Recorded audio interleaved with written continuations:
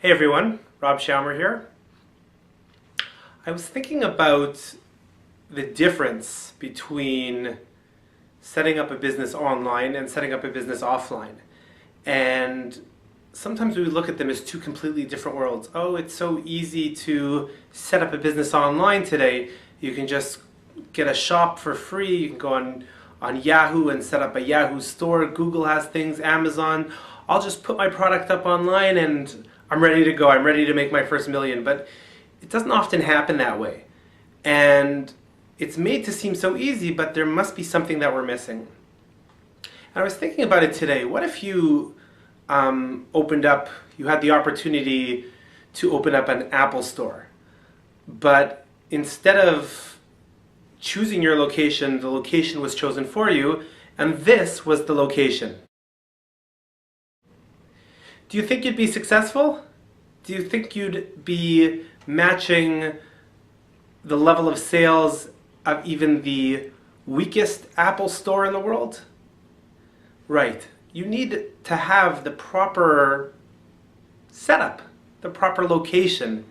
In the bricks and mortar world, they've always said the key to success in business is location, location, location. And I think there is still that element. It's a little bit different when we get on the internet, but that idea of location, location, location, you have to be in the right place.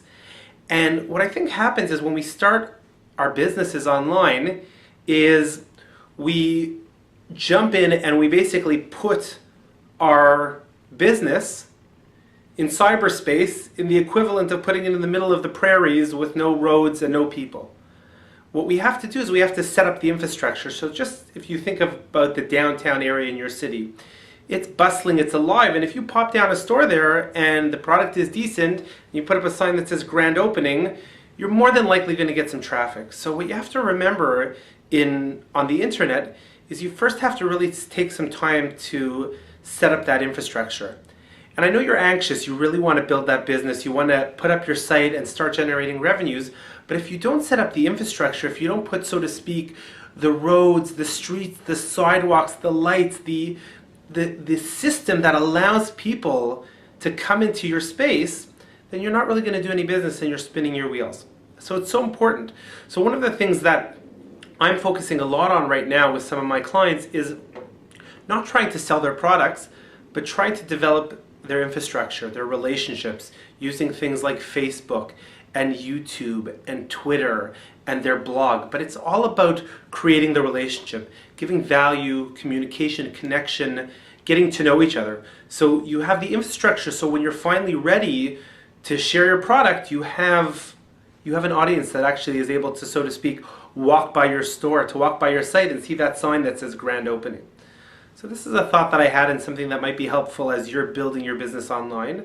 And again, I know you're anxious, you want to get those sales in, but it doesn't come just by wishing. It comes by doing that work that's not always so easy, sometimes not so much fun, can be very repetitive, but you really have to set that groundwork in order to get your business grow.